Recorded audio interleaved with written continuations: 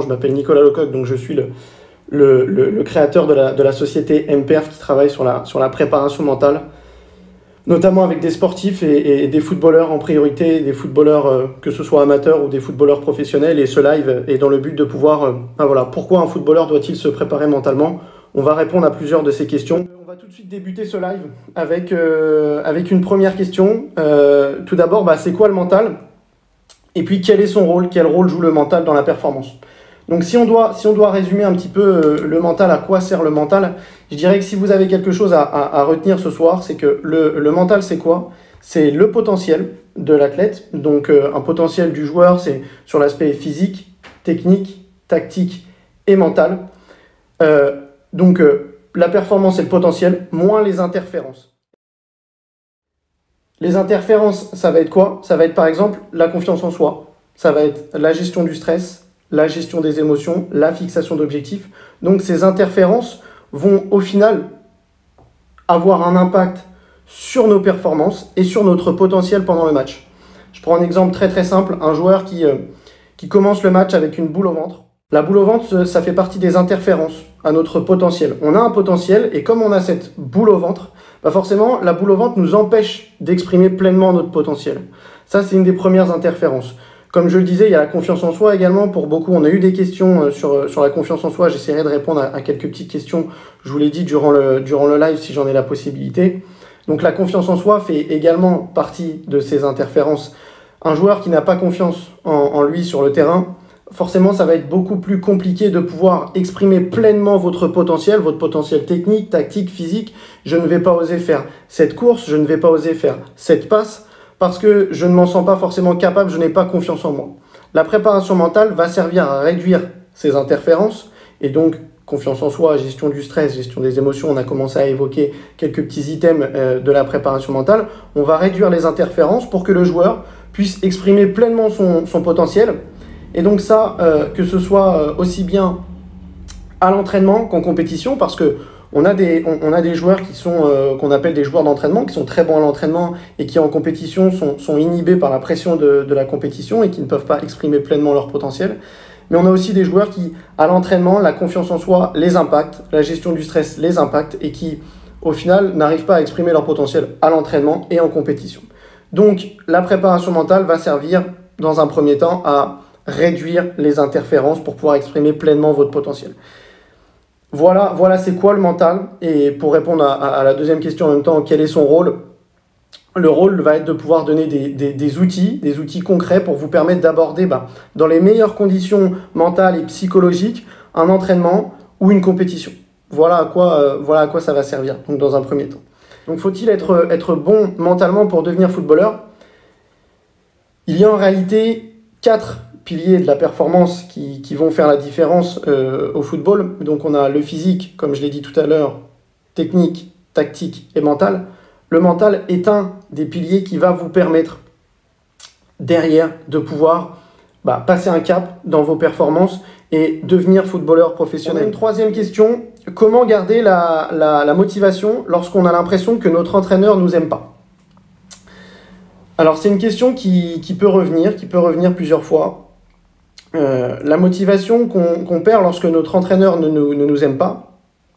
Alors déjà, il faut déjà identifier dans un premier temps, est-ce que l'entraîneur ne nous aime pas? Est-ce que cette phrase est réelle? Ou est-ce que c'est une impression que j'ai parce que j'ai un petit peu moins de temps de jeu, parce que je ne fais pas partie des premiers choix et du coup j'ai l'impression que l'entraîneur ne m'aime pas? J'ai aussi parfois l'impression que l'entraîneur ne m'aime pas parce qu'il est tout le temps derrière moi à l'entraînement. Mais est-ce que l'entraîneur n'est pas derrière moi aussi parce qu'il est exigeant et parce qu'il sait ce dont je suis capable? Ça, c'est une question à se poser premièrement. Lorsque l'entraîneur, par exemple, il y a des difficultés d'entente avec l'entraîneur, il est important de ne pas se concentrer sur des éléments externes. Lorsqu'on est frustré, lorsque justement on a un manque de motivation, on a tendance à se focaliser sur des éléments externes. Si je vais à l'entraînement sans la motivation, je vais me concentrer sur des éléments externes. Je vous donne un exemple tout de suite. Je ne suis pas motivé. Donc dans mon exemple, je suis un joueur qui n'est pas motivé pour pouvoir aller s'entraîner parce que j'ai l'impression que mon entraîneur ne m'aime pas. Puisque je ne suis pas motivé, Ma concentration, comme je vous l'ai dit, est externe. Je suis concentré sur des choses que je ne maîtrise pas. Et je vais vous en donner l'exemple tout de suite. Je ne suis pas motivé, donc j'arrive. Et puis, lorsque j'ai ces impressions, je vais d'abord me concentrer sur peut-être les autres joueurs. Donc les autres joueurs, eux, vont rigoler avec l'entraîneur et pas moi. Les autres joueurs, l'entraîneur vient leur parler et pas moi. Eux vont réussir à être dans telle équipe et pas moi. Et au final, je suis concentré sur des éléments externes, des éléments que je ne maîtrise pas. Et puis, au fur et à mesure, eh bien, j'entretiens cette frustration avec des éléments externes. Ah bah voilà, là, l'entraîneur dit à ce joueur, dit à mon coéquipier que c'est bien joué, va dire à un autre coéquipier que c'est bien joué également. Jamais à moi. Je vais me concentrer sur des éléments externes, sauf que c'est des choses que je ne maîtrise absolument pas. Dans ces moments-là, la motivation, elle baisse parce qu'on a tendance à se focaliser sur des éléments externes, les éléments de l'entraîneur, les éléments des autres joueurs. Dans un premier temps, concentrez-vous sur vous, ce qui vous fait vous et que vous êtes sur le terrain, le plaisir du terrain. C'est avant tout pour ça qu'un footballeur commence en général, c'est parce qu'on a ce plaisir du terrain, ce plaisir de regarder des matchs, ce plaisir de jouer au ballon. Et donc, lorsque je me recentre sur moi, que je me concentre sur moi, eh bien, je peux avant tout faire attention à mon début d'entraînement. Est-ce que j'arrive à l'heure, dans un premier temps? Est-ce que ma tenue est correcte? Est-ce que je m'échauffe correctement? Est-ce que je suis en train de m'échauffer correctement? Est-ce que je me mets en rythme? La motivation passe par là aussi. La motivation dans mon entraînement, c'est la motivation de faire un bon entraînement pour moi également. Si pour moi j'ai fait un bon entraînement, dans mon état d'esprit, je vais rendre derrière mes coéquipiers meilleurs et je vais faire voir à mon entraîneur. Je vais prouver des choses derrière. Donc il est important de se concentrer sur soi, sur ce que l'on va faire, ce que l'on va mettre en action dès l'échauffement, puis ensuite pendant l'entraînement également. Qu'est-ce que je fais moi plutôt que qu'est-ce que font les autres? Et ça c'est très important. Ce n'est pas la passe ratée de l'autre qui n'a pas été remarquée par l'entraîneur, c'est ma passe ratée à moi peut-être. Qu'est-ce qu'il faut que je fasse pour gommer cette passe? Et pour que dès les prochaines minutes, je sois capable de m'améliorer. Et après, à la fin, c'est à moi de faire en sorte d'améliorer mes performances pour que l'entraîneur derrière puisse avoir une discussion avec moi. Et puis, auquel cas, si elle ne vient pas, je peux l'avoir derrière. Mais bien souvent, la motivation qui baisse parce que l'entraîneur ne nous aime pas vient de construits qu'on se fait, de croyances limitantes. Les croyances limitantes sont très très fortes dans le football. Je crois que je ne suis pas capable de faire cette passe. Donc si je crois que je ne suis pas capable de faire cette passe, je ne vais même pas la tenter. Alors que les 3/4 des personnes qui ont ces croyances sont capables de faire cette passe. Et si elles ne le sont pas capables, avec de l'entraînement, elles seront capables de faire ces passes. Donc concentrez-vous avant tout sur ce que vous maîtrisez. Ma concentration sur moi-même. Qu'est-ce que je dois faire pour performer? Une troisième question, donc on a parlé de confiance.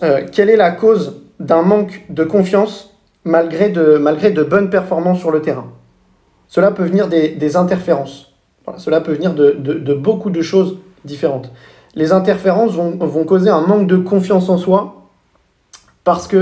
peut-être parce que mes objectifs ne sont pas bons. Mon objectif est de marquer à tout prix. On est à la 70e, 75e minute d'un match et je n'ai toujours pas marqué. Et puis forcément, à la fin du match, si je n'ai pas marqué, le match d'après, je vais peut-être avoir un manque de confiance en moi. Donc déjà, la fixation d'objectifs, lorsqu'elle est mal effectuée, elle peut causer un manque de confiance en soi. Au-delà de ça, le discours interne. Le discours interne qui est un élément de la préparation mentale. Le discours interne, vous savez, c'est cette petite voix que vous avez en vous-même lorsque vous parlez. Le discours interne, lorsqu'il est négatif, ce match-là, je ne le sens pas vraiment. J'ai l'impression que je ne suis pas capable aujourd'hui de jouer contre cette équipe. Je ne suis pas capable de faire ces passes. Je ne suis pas capable de marquer ce but, de gagner ce duel. Le discours interne va forcément impacter la confiance en soi. La gestion du stress impacte aussi la confiance en soi, puisque si vous stressez, vous n'êtes pas à même de pouvoir exploiter pleinement votre potentiel, donc vous allez faire des choses, parfois, comme on peut le dire avec cette expression dans le football, avec le frein à main. C'est ça qui va derrière causer aussi le manque de confiance en soi. Je fais les choses alors que j'ai l'impression de ne pas en être capable. Donc toutes ces choses font que un manque de confiance en soi va forcément, oui, en effet, impacter vos performances sur le terrain, mais la cause principale, on va dire, d'un manque de confiance en soi sur le terrain on ne peut pas la connaître puisqu'elle est totalement différente en fonction des individus. Le manque de confiance en soi, qu'est-ce qu'on peut faire? On peut mettre en place ce qu'on appelle le carnet de confiance. Le carnet de confiance, qu'est-ce que ça va être et comment on le met en place? Le carnet de confiance, c'est un petit carnet que vous allez prendre. Et puis chaque soir, vous noterez 3 choses dont vous êtes fier, heureux d'avoir fait sur le terrain.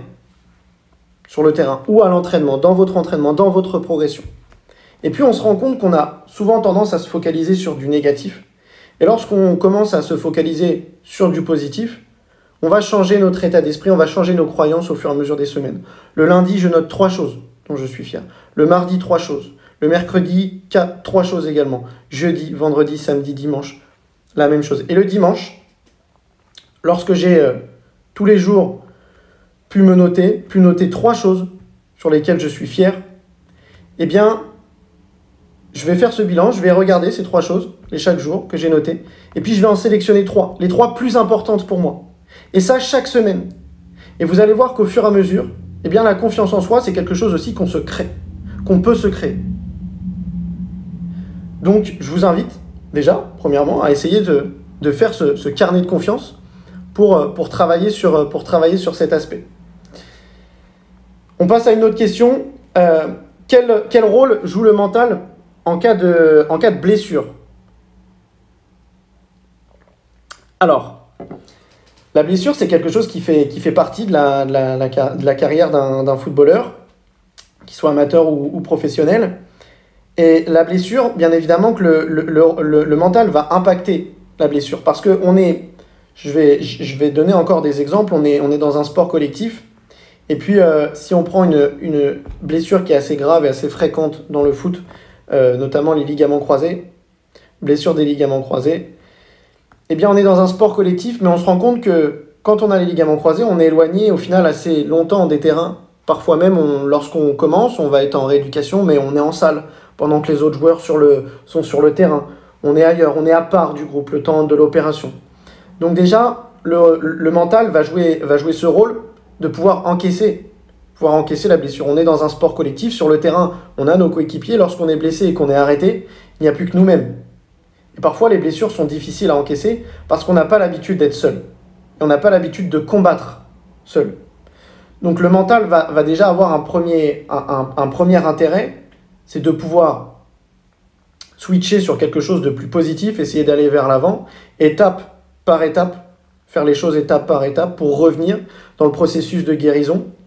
Et puis, il y a des outils de la préparation mentale qui vont être utilisés dans les programmes de rééducation. Je parle notamment de l'imagerie mentale. L'imagerie mentale qui est énormément utilisée dans le sport maintenant, dans le sport de haut niveau, mais également du coup dans les processus de rééducation. Je prenais l'exemple tout à l'heure des ligaments croisés, donc je vais continuer sur les ligaments croisés. L'imagerie mentale est énormément utilisée. On ne va pas, lorsqu'on est blessé, on n'a plus la capacité de faire le geste, on n'a plus la capacité de courir, de faire nos appuis, de faire les passes, de faire des frappes. Par contre, on a la capacité de l'imaginer.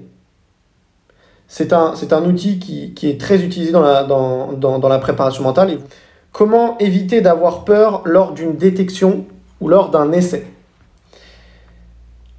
La peur, bien évidemment, elle peut arriver selon l'importance parfois de l'essai. Cet essai, il est très très important pour moi. Il ne faut pas que je me rate à partir du moment où, bien évidemment, je vais me mettre la pression. La peur va arriver. Donc comment éviter d'avoir peur? Déjà, des techniques de relaxation vont aider. Des techniques de respiration, comme la respiration abdominale. D'autres techniques, le discours interne va aider. Et puis ce qui va être important, comme je le disais tout à l'heure, je vais reprendre aussi cette chose, sur la concentration. On parlait tout à l'heure d'un manque de motivation parce qu'on a l'impression que l'entraîneur ne nous aime pas. Parce qu'on était concentré sur des éléments externes, des facteurs externes. Au niveau de la peur, parfois c'est exactement la même chose.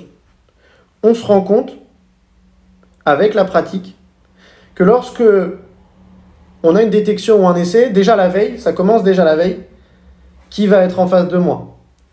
Comment vont être les entraîneurs? Qu'est-ce que je vais devoir faire? Est-ce que je vais être performant? Est-ce que j'en suis capable?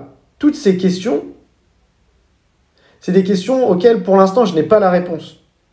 Et plus je vais imposer à mon mental de se poser ces questions, plus au final, ce sont des pensées qui vont arriver, qui vont inhiber encore une fois mon potentiel et qui peuvent, derrière, vous empêcher d'exploiter pleinement votre potentiel. Donc, évitez ce genre de pensée. Qu'est-ce qu'on fait derrière? Éviter ce genre de pensée, c'est un bon conseil, mais qu'est-ce qu'on va faire derrière? Concentrez-vous sur ce que vous êtes capable de faire. Concentrez-vous sur votre semaine, ce que j'ai été capable de faire dans ma semaine, les passes que j'ai réalisées, les efforts que j'ai réalisés, comment j'ai fait avant, comment je me suis préparé, est-ce que je me suis préparé correctement, sur la nutrition, sur le sommeil, sur mes entraînements techniques, tactiques, physiques.